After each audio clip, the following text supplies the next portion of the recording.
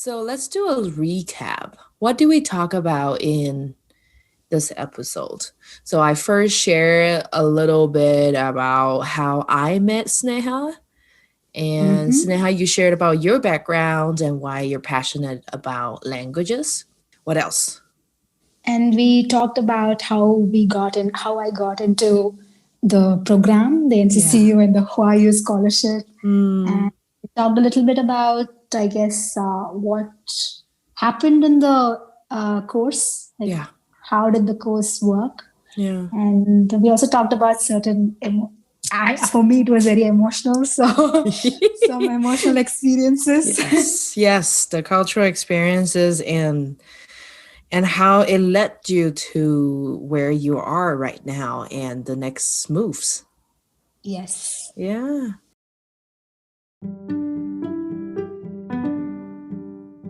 Welcome to Chai with Ping. This is Ping Robert. In this podcast, I cover underrepresented and personal stories. Join me with a cup of chai and take a listen. Yeah. Yeah, it's okay to cry, We laugh and we have our emotions, so no problem. Yeah. I think I've mentally prepared for this. So yeah, Okay. that's if I cry, I'll cry. If I don't, then that's fine as well. Okay. Not pushing anything. Sure, sure, sure. Yeah. Cool. So I'm gonna get started. Do Okay. I sound okay? Yeah, you sound great. All right. I'm gonna move it like this one. I hope that I don't spit into the mic. All right. Welcome back to Chai with Ping. My name is Ping Robert, and thank you for listening to Chai with Ping. Once again, this is just a little commercial thing that if you like my show and you are willing to listen more, so please hit that subscribe button on whatever platform that you're listening from, and also give us review and feedback on Apple Podcasts. And you can give us a star and leave some comments. You can also follow me on Instagram and Facebook, and you can also email me at chaiwithping@gmail.com. So let's get started. Today, I invited a former student from India, and she's just so bright. She wrote the little notes over here. She came from a multilingual background. So I think a lot of listeners, if you have been listening to my show, you know that a lot of Indians, they are multilingual. And her interest in languages has been like encouraged in the family. And that's also how we met. We met in a Mandarin course in a university in northern India. And then later we're going to talk about some of the journey that she had. And she had a passion of learning Mandarin, and later she went to Taiwan on a government scholarship. So let's welcome Sneha. Hi. Yay! It's good to see you. It's like, I think this is kind of like a reunion experience for me. So like I find my friends really interesting and I just invite all of them to come to the show. And but even though like even before we haven't met for a long time, right?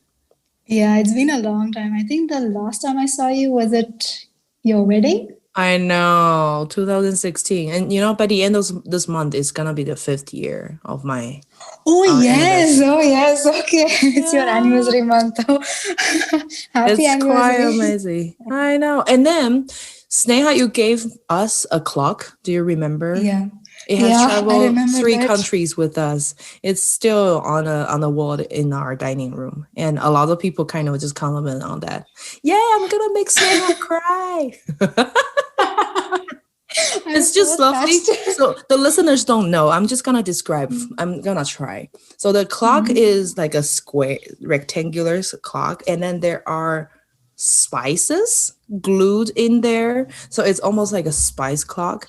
And but because of the Chinese culture and Taiwanese culture, like you're not supposed to gift a clock because that sounds Yeah. like it rhymes with you're sending an end to a person. So I remember at Mhm. my wedding, Zoe gave you a rupee or something.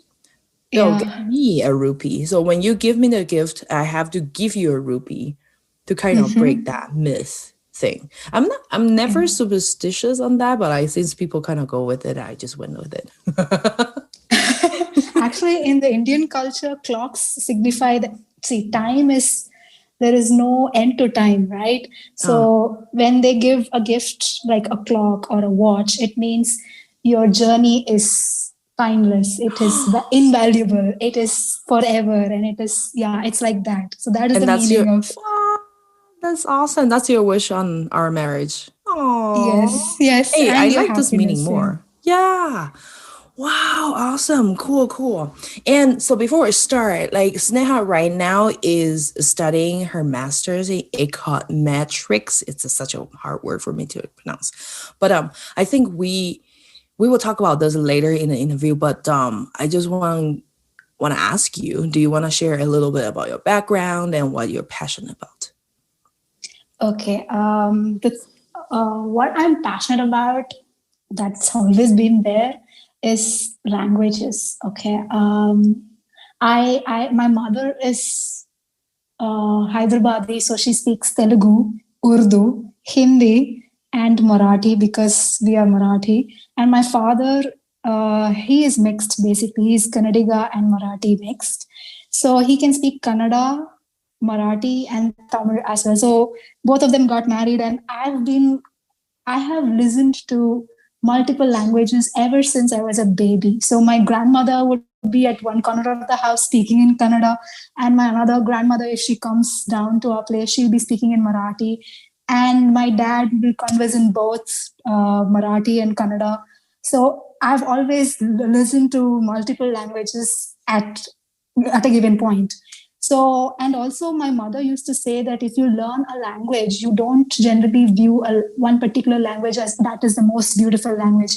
You just view every language as beautiful, and you appreciate the culture behind the language, and you become more broad minded and more appreciative and more tolerant. So that is something that I have grown up listening to. And when I got the opportunity at Jindal Global University to learn a new language, I just jumped at it. And I chose Mandarin because Mandarin was completely foreign to me. I've never, the syntax, the words, the word structure, the character structure, everything is different. It's nothing similar to English nor to any Indian languages. So it was like a mind stimulating experience for me. And I just jumped at it, and I wanted to do something about it. And that itch was always there.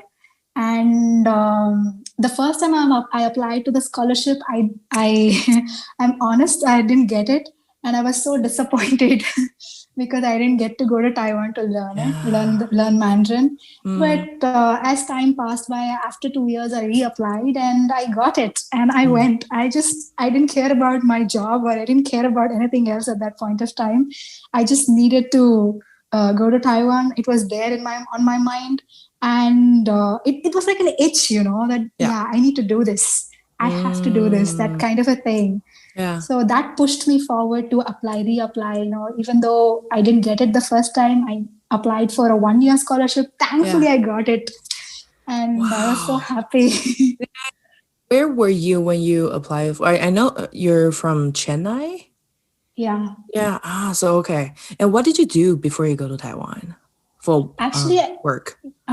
Yeah, I was working as a fellow in Madhya Pradesh in a tribal region. I was working with the tribals for a year, and I was conducting interviews. I was trying to gain some knowledge about how their livelihoods could be improved, enhanced, and how their incomes could be increased. I was working in that area. Then I came to Chennai because my mom was ill. She was diagnosed with fourth stage cancer, and I had to come down to Chennai, and I was working in Chennai in behavioral economics lab.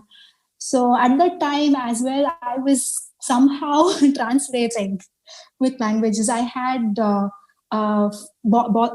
supervisors who were from foreign universities, or from US or the UK, and they didn't know the language, and I was always translating. Somehow the language component keeps coming back to me, and at that time I understood that there is something in languages that I'm drawn to at a very deeper level, and I can't deny that. And somehow after my mom passed away in February, and February 28th or something was the last date for applying. So I just applied because, let's see what happens.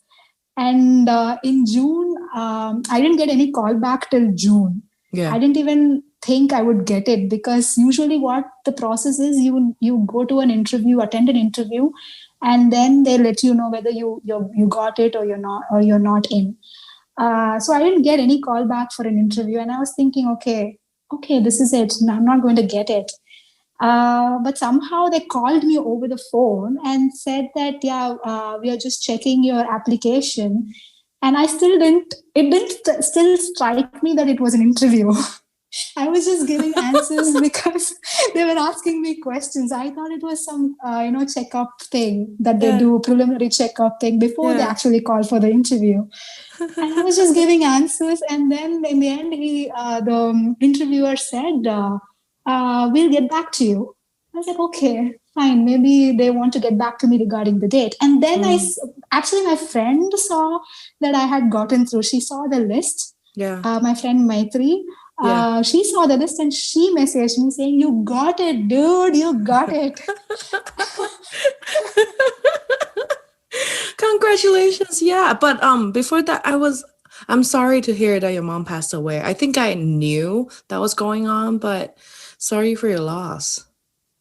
Yeah, that was a very tough year actually. And Taiwan was like a blessing for me because it allowed me to actually cope with my grief, and it gave me a way out because Chennai held too many memories for me, like my mom's memories. And every time I get out or when I'm in the house, everywhere I remembered her, and I was having flashes of memories all the time.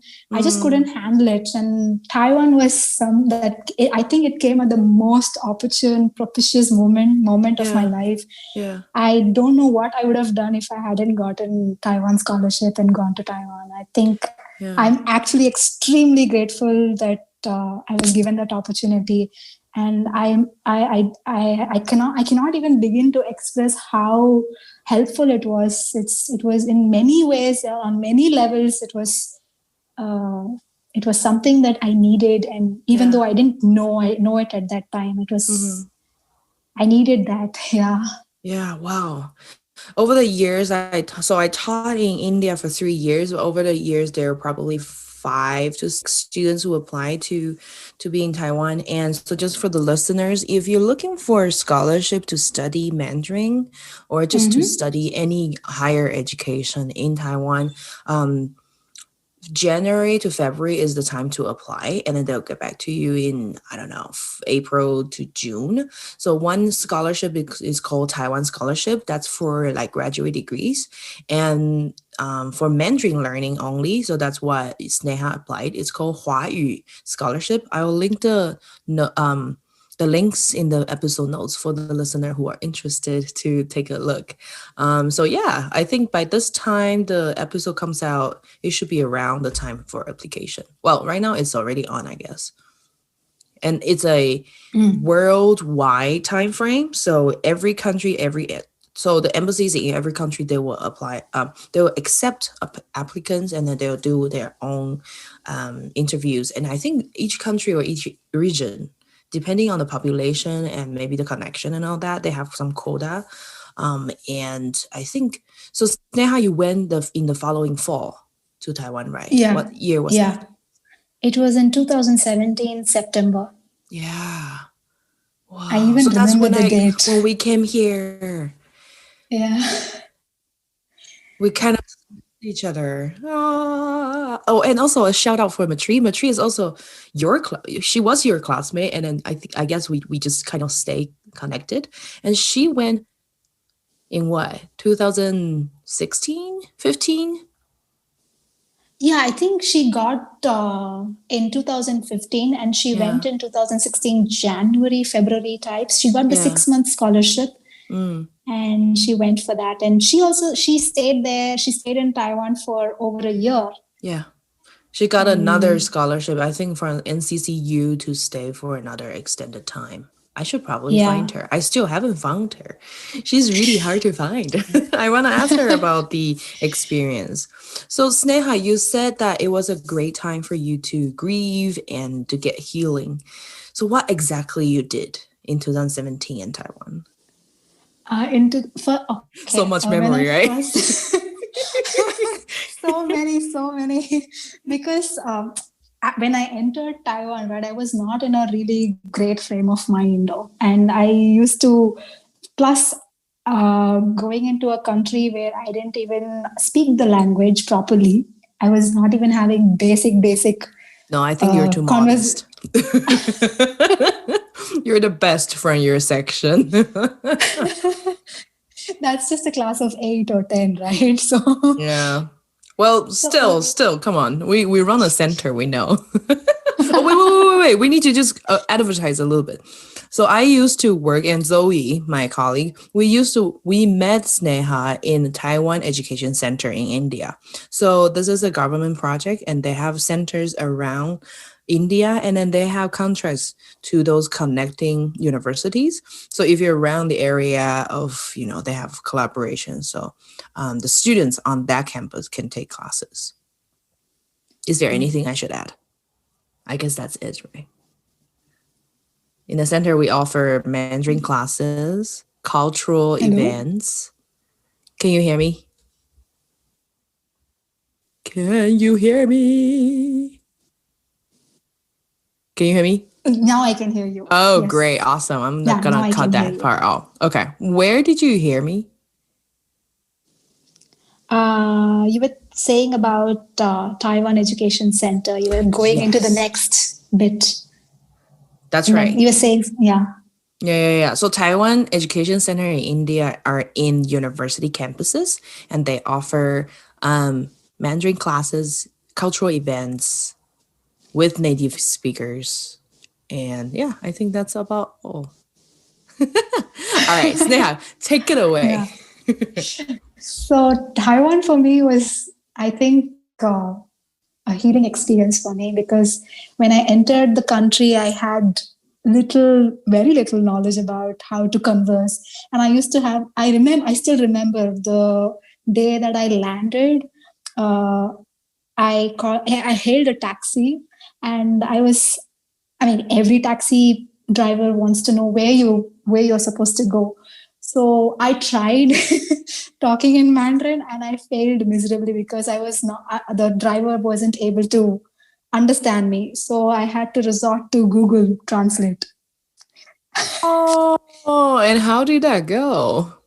Actually, even he started using Google Translate, and he asked, why are you here? What has brought you here? And I said, I'm here to learn Mandarin. And he was like, ooh, good.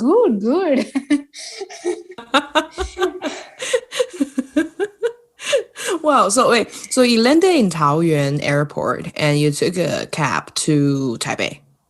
Yes. And where did you study? I studied in National Chengzhi University, Chengzhi Guoli. Yes, that's right. Yeah, the NCCU. So it's famous for languages, international affairs, and all that. Yes. Why did you choose NCCU? Actually, I was actually in a dilemma between 3 universities. Mm-hmm. One was NTU, the other one was NCTE. What I think it was ones where it was about education. The education was the main field of study. Oh yeah, NTNU. Yes, 师大, right? Yeah. And then Chengzhi Dashue. So, I looked at the requirements for NTU and NTNU and Chengzhi Dashue, and I found NCCU to be the easiest. How so? None of the 3 were easy, These are like top universities. The requirements that they were asking for NTU and NTNU, they were asking for some background in Mandarin, I guess. And I was like, wait, should I give my background as what I learned in TEC? But that was just 1 year. Does that even count? So I was doubtful about that. But then I looked at whatever they required inside. For instance, they were asking for a lot of stuff, and I was thinking, why make it complicated? When I compared it with NCCU, I just went, because it's so yeah, this is competitive. easier. Cool. And all the I'm not three sure had if good credentials. how the faculty hears about this. It's like, oh, an Indian student came over to our campus and said it was easy. I shouldn't say that, but for me at that point of time, I felt NCCU was more accessible. Their application form itself was more Got it. accessible, and it was much more easier. I think NTU and NTNU wanted me to write like a one-page essay type in Mandarin, which I felt was What? overwhelming. Yeah, I for me. know. What? That is just okay. Cool. And that's just for that's for Huaya Scholarship, right? Yeah, after you get the Huaya Scholarship, I think they wanted you to write in Mandarin, at least bits of it. And I think they just wanted to check where our interests lie and how much we've done the background check action. Basically, that's what I gathered. And it was too much for me, but NCCU didn't ask for that. They just asked for like a paragraph for my motivation. It could be in English or in Mandarin. They gave the option for that, so I was very happy with that, because of course by that it was 2 years already since I left General Global University and TEC.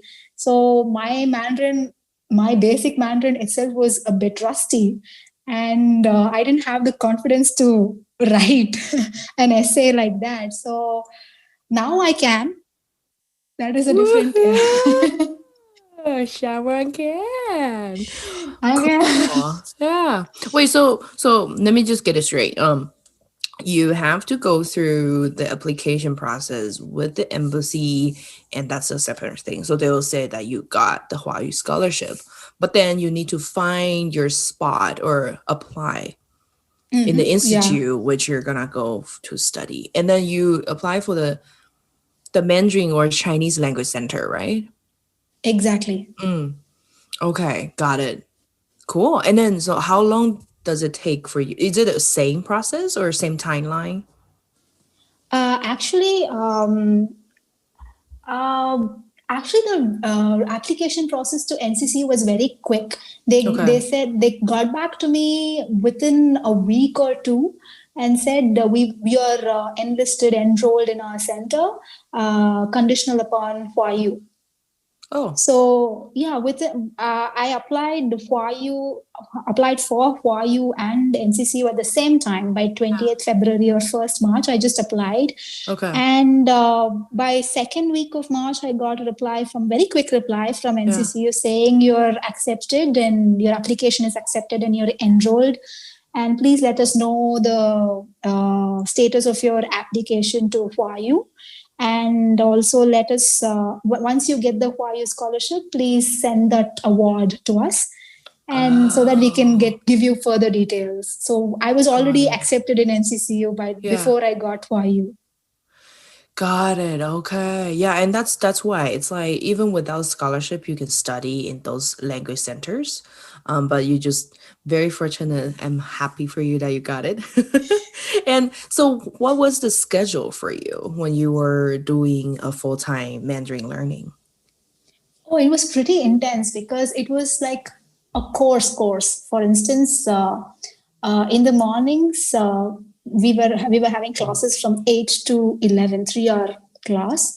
And in the afternoon, we had our own interactions with Taiwanese students, or some projects that we were given. Like, for instance, we were supposed to have like a speech ready for the next class, or be ready for the next class. So we had homework, everyday homework, and we had like a 5-minute surprise burst test, every day. So we need to be prepared all the time. And and they and the teachers there were excellent, because they made sure that we went back and did our homework. And by doing our homework, we don't need to spend extra time to study for that surprise test. And that was something that I found very convenient for me. Doing my homework, I don't need to spend extra time to study, because it's already in that component, in the homework component. So in the afternoon, it was like that. In the evening, you could just hang out with your friends socially. But I used to hang out with my roommate a lot. And I initially stayed in the dorm of NCCU for 3 months. But later on, since I was a 1-year student, I thought it would be better to move to an apartment. So I found an apartment. And I'm very proud to say that my Taiwan friend, the Taiwanese exchange, like language exchange friend, she helped me out completely. Like, it was like a hand holding experience, because my Taiwanese, like my Chinese Mandarin was still a little bit rusty. I was not confident to speak to an elder. Yeah. I thought I would make some mistakes just by, trying to speak. Yeah. So I was not at all confident. And at that time, she literally held my hand and walked me through the whole process, the renting process. Yeah. And do you want to do a shout out to her?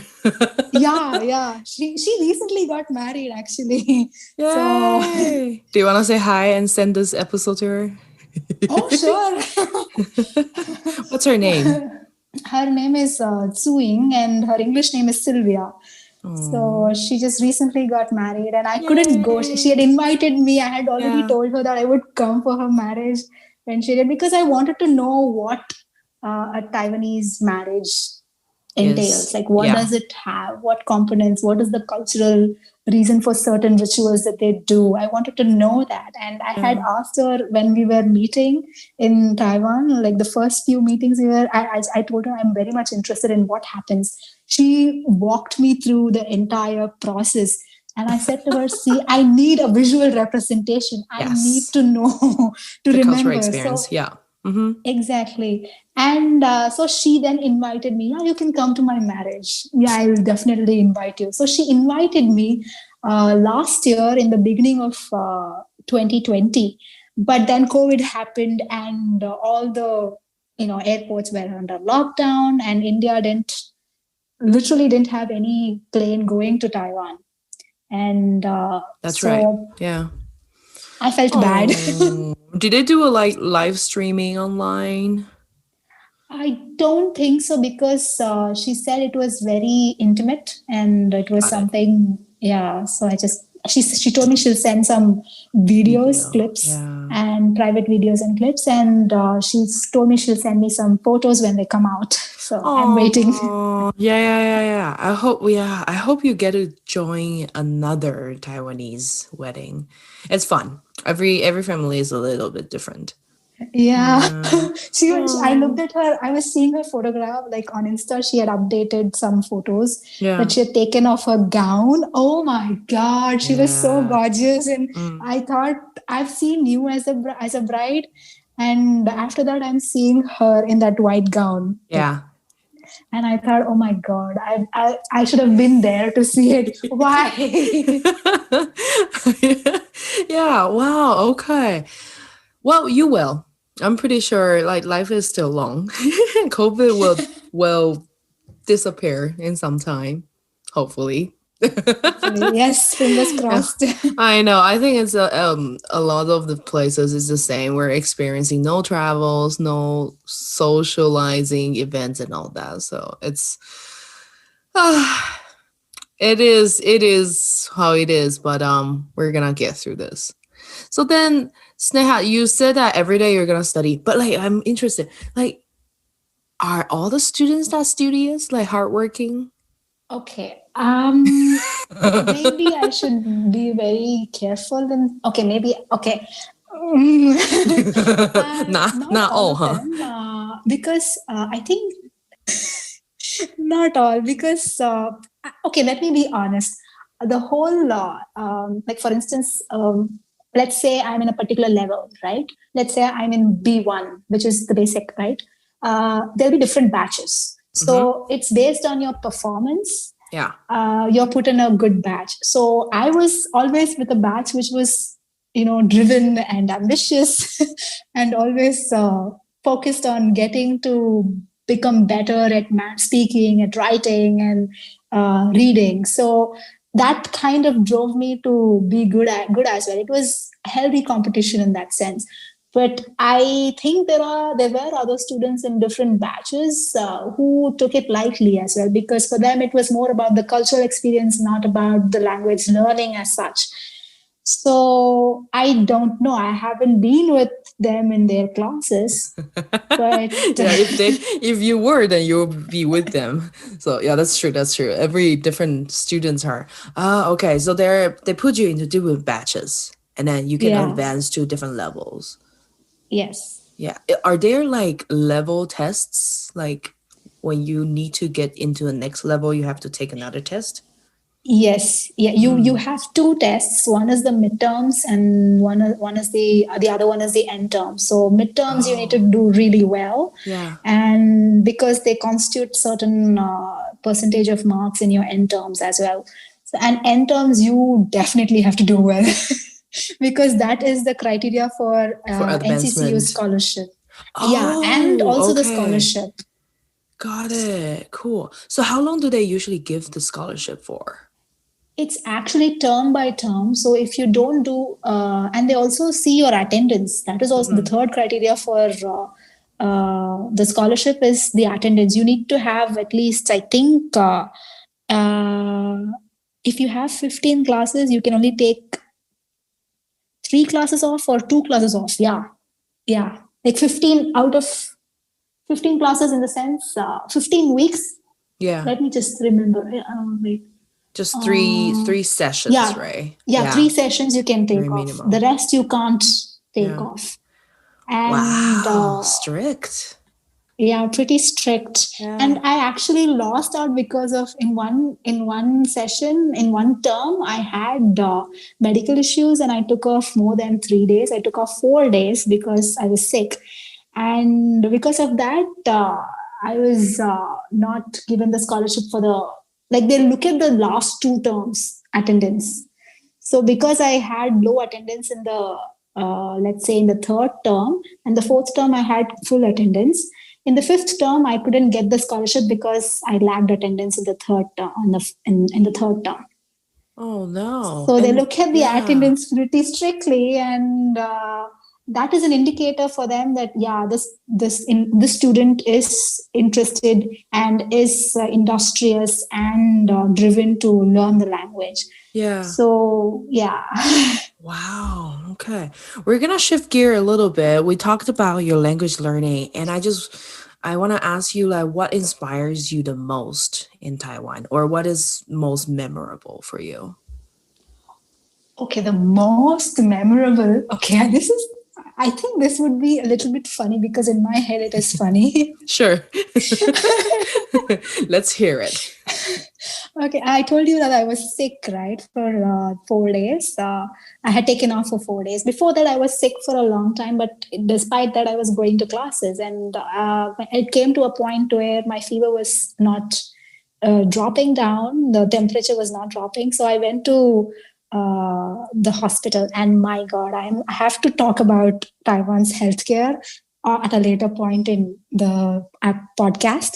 Um, so I was supposed to have a small surgery, minor surgery. I had that surgery and I was resting for like 3 days. And in those 3 days, I was actually placed next to another old lady who had support from some organization. I guess I think they had some geriatric care organization. So they were speaking, and I I could understand them fully. They were saying, okay, how come foreigners are here? They are coming from such far off places to get treatment in Taipei.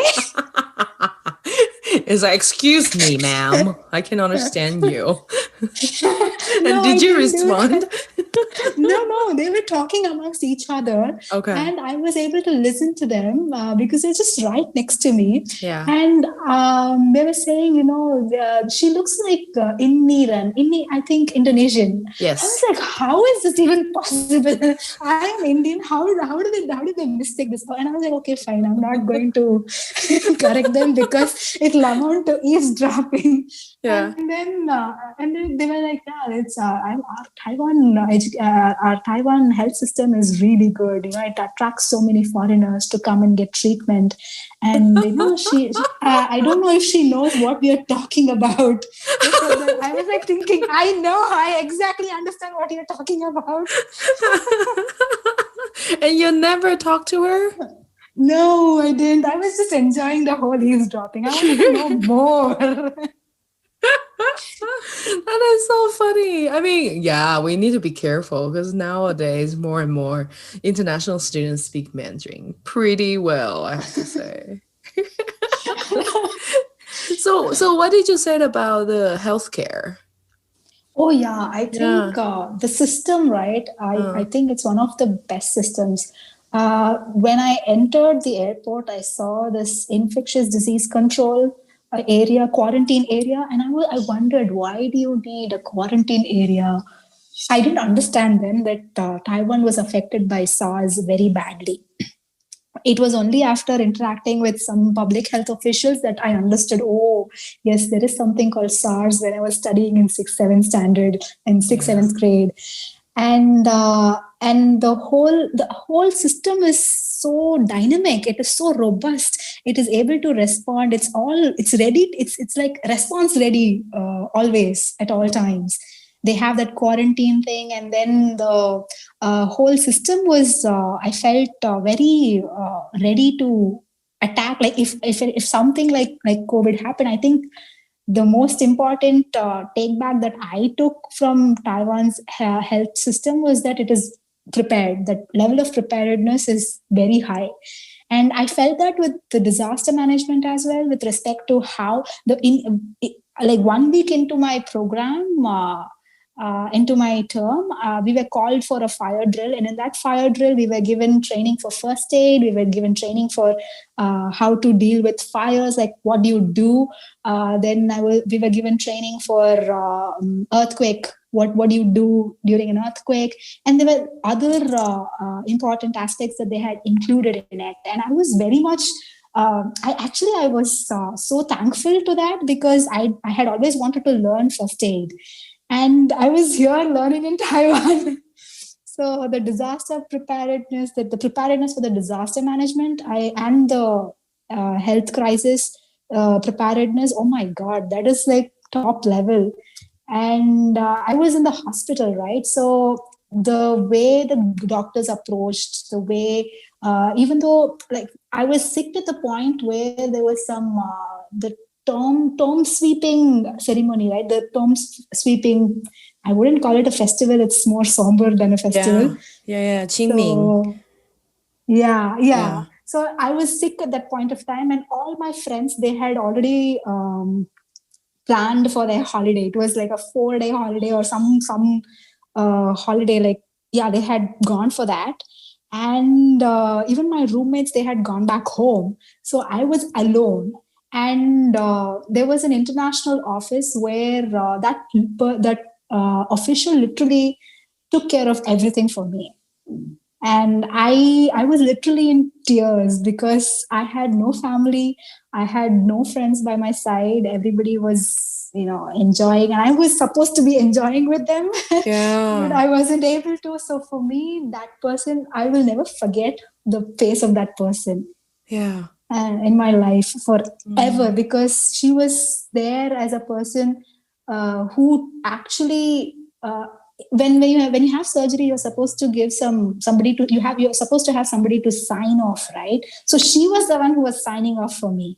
Wow. And I felt that responsibility that she took for me, Yeah. a foreigner. Mm-hmm.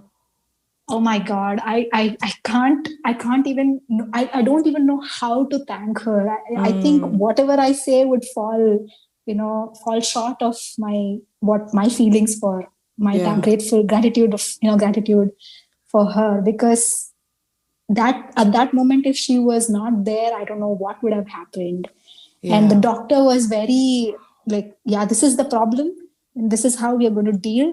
Yeah. And he was very flexible, because I had gone to him 2-3 days back and I said, I cannot take off anymore. I can't join. I can't admit now because I have classes and I've already taken off for 3-4 days and I can't take off. And he said, okay, fine, but I'll give you medicines for your fever, but you need to definitely come back for this. So he was very flexible with that, with the time. And again, I'm grateful to that doctor as well, because somehow I don't know why I kept having that issue from a very long time, and none of the doctors in India could figure it out. They thought it was something to do with my it was a skin condition basically, and they thought it was something to do with sweat. But then it became worse in Taiwan and I had to literally take care of it. And he said, just go for the surgery. Don't care about, treating it right now. Just get it cured. So that was something that I'm very grateful to that doctor for. Because in India, it's more about treating it and managing it. But he was more about, no, you can't live in this pain forever. Just get it cured. So, yeah, I'm so grateful to him for that. Yeah. Wow. Okay. I can't imagine being sick in a foreign country. It must be very different. All the terms and all the procedures in the system. Yeah, and she took care of everything. That official, she understood that I was in a position where I had nobody to even sign off on that. I think it was a waiving sheet or something. So yeah, like yeah, she was literally like a guardian for me there in that Yeah. moment. Wow. That's like extra miles from her job, I imagine. So, medical experience, that was one.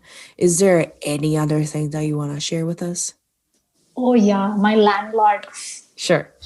I have to talk about her because the day I met her, my Taiwanese friend, she was going back, like at the end of the term, right? I think there was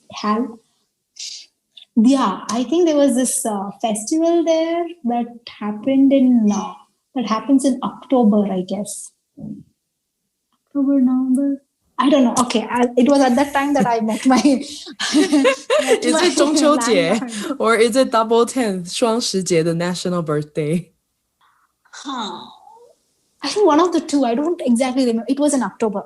This I remember. Okay. Sure, go ahead. Okay. So in October, I had met my landlord, and I said my term is like my dorm agreement is getting over in November. I'll be able to move as soon as my term ends in November, and I'll move in November end.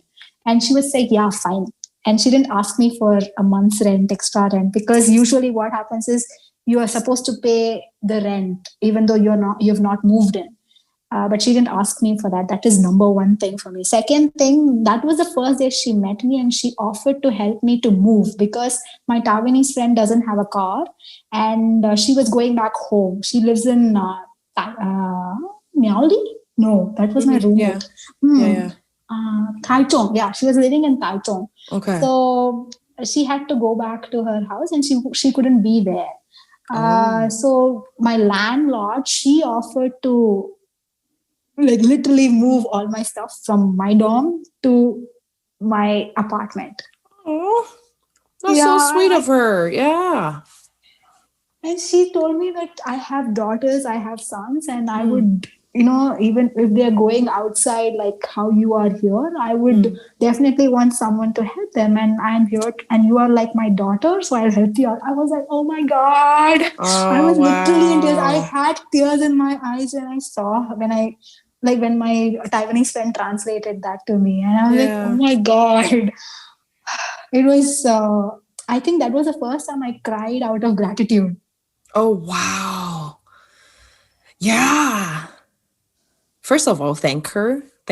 I'm very appreciative that our countryman is taking care of you guys. And yes, I can totally relate to that. It's like in a foreign land, and then someone is showing such a um, heartfelt gestures, and you're not even expecting it.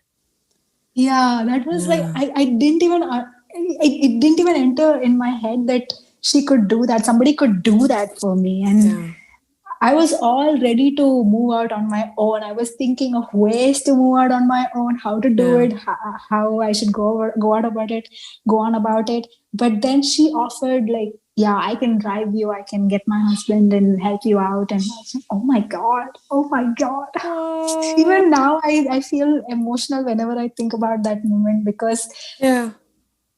nobody has ever done something like that for me in my life.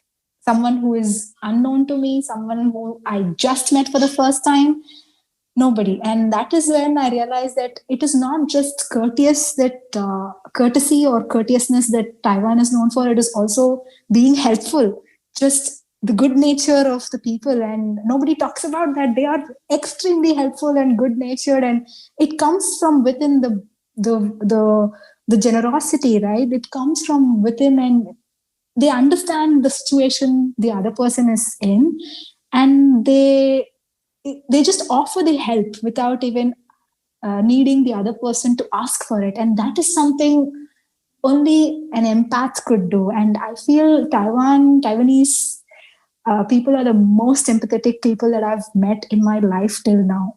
Oh, well, I didn't pay you to say that, right? No, I didn't. You didn't. You didn't. I just felt like we're recording a promotional episode. But yeah, well, I was just thinking, I feel like it's so easy to forget about all those things our culture taught us to, but when we meet someone from the outside, then we want to show it. But I also want to say it's just, we probably wouldn't do that to the people that in the same culture. But I also experienced similar kind gestures in India where I never expected. So I'm just like, oh, that's so sweet. Kind gestures are still around. Yeah. Yeah. Wow. Okay. Definitely. I can hear that, just those little tiny things can make your experience so much better. But I want to ask you, like, after 1 year, right? So Mm. much memorable memories and all that. But how do you continue to pursue your passion? Okay.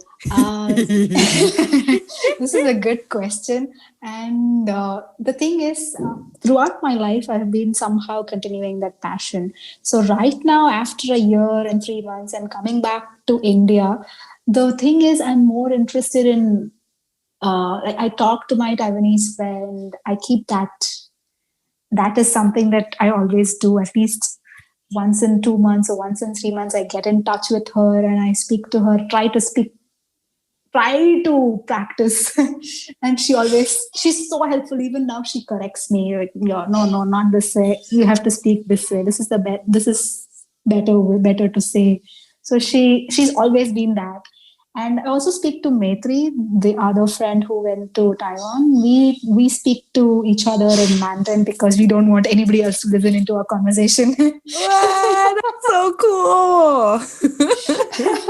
Hey, you know what? Next time we should invite her and then three of us can have a conversation in Mandarin.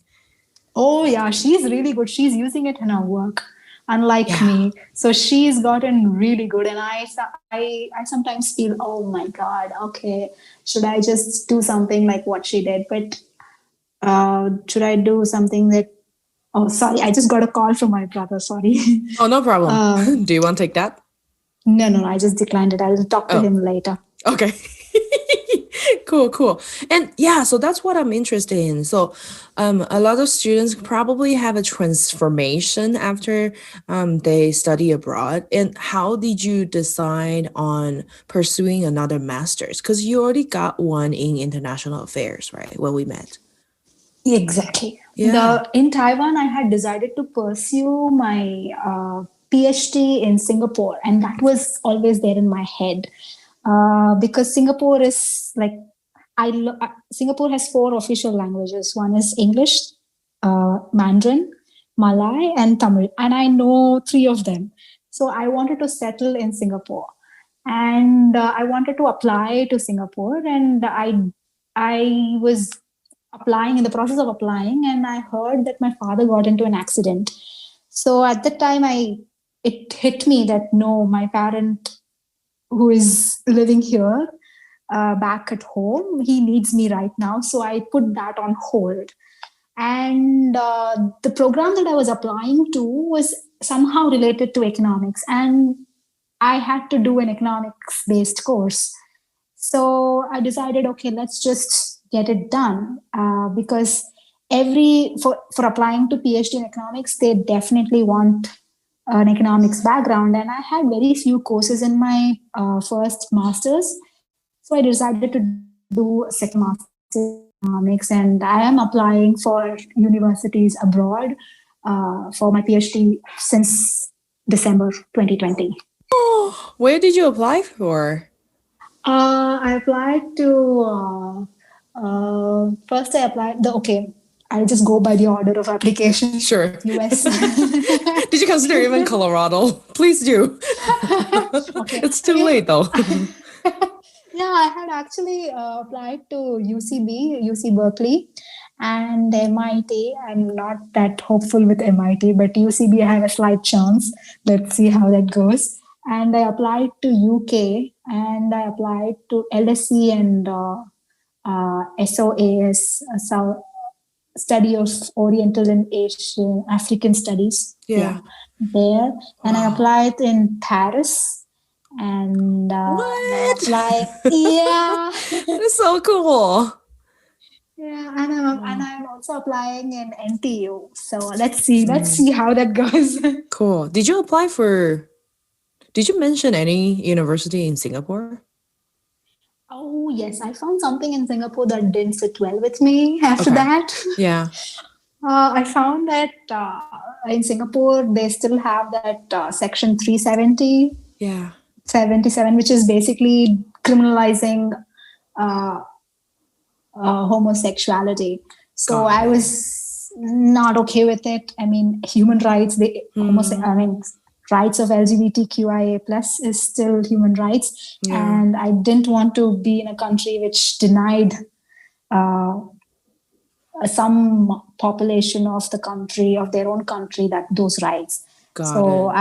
I was not okay with it. So I just switched to Thai. I just switched my base from Okay. Singapore to the other countries. Wow. So hopefully we'll hear back soon in the middle of this year, 2021, right? Hopefully, Yeah. hopefully. That is so cool. Wow. Well, thank you, Sneha, for sharing all the stories and experience. Before we end, is there anything you want to add? I hope, I hope that people just don't consider language as uh, something that is extra that you need to do. It is something very inherent, and you speak one language, and in the outside when you go to work, you speak another language. It is official language, so it is okay to learn another language. It is okay to have an accent because it defines you, because you're learning another language this in spite of your own mother tongue. And I believe that um, that effort that you put into learning a language, that shows in your accent, that shows in the way you speak. And it's fine, even if I'm making mistakes, or even if another person is making mistakes, it's fine. It's just understanding each other, and it's languages are doing that. And if somebody is making an effort, I'm extremely glad for that person, because that is the first step to the broadening of the mind and appreciating different cultures, and accepting the differences.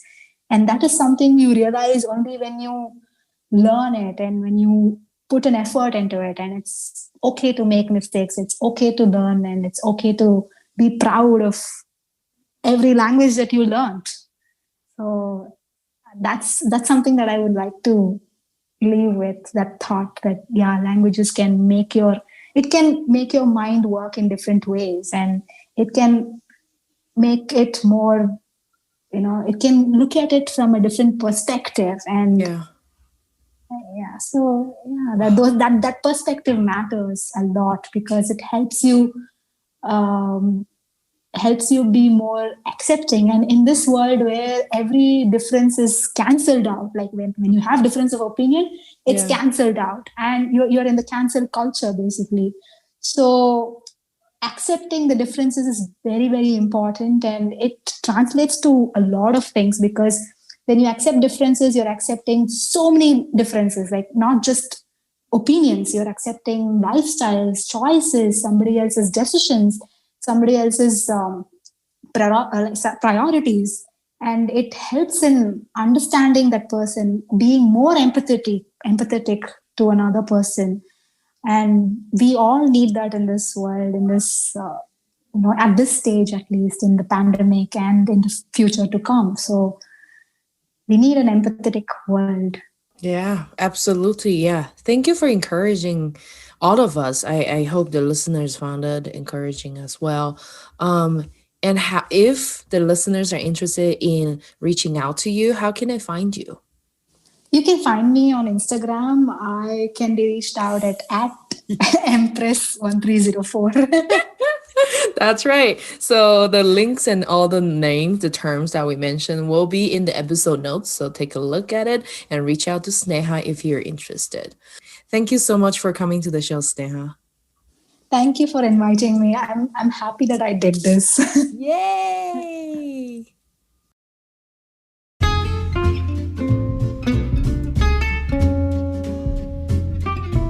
Thanks for listening to Chai with Ping. If you think someone will benefit from this episode, don't forget to share with them. You can also follow us on Facebook and Instagram. If you like my show, you can buy me a chai with small gifts. Details are in the episode notes. Till next time!